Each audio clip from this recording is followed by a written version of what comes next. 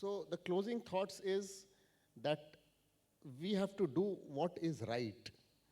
And that thing that is right may be difficult, may be unpopular, may not be profitable in the short term, and in the parlance of corporate where we talk about quarterly goals, it may not be popular thing, but ultimately what will yield you fruit is a long-term vision and the ability to stand by what is right. In our profession, that's not so difficult because we have a living patient in front of us, which has to be the center of our thought. And if we bring that forcefully, no amount of institutional pressure is going to cow us down. It's not easy as well, as was said in Kathopanishad, Churasya dhara. It is like a knife's razor's edge. Churasya dhara nishita duratyaya. It's as difficult as a knife's edge. So it is not easy, but one has to go along that path to be right, successful, and to be an example worth emulating for your future generations.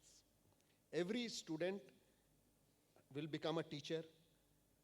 Every teacher was once a student.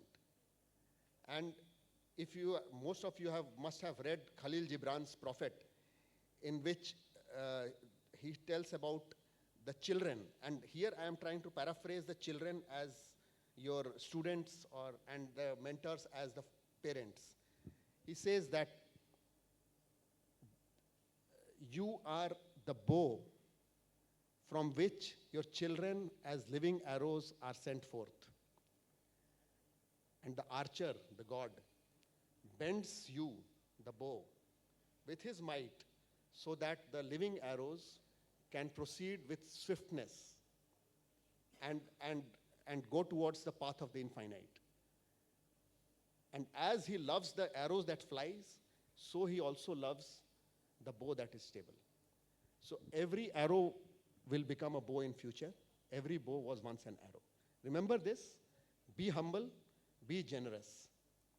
And the world is not a very difficult place to live.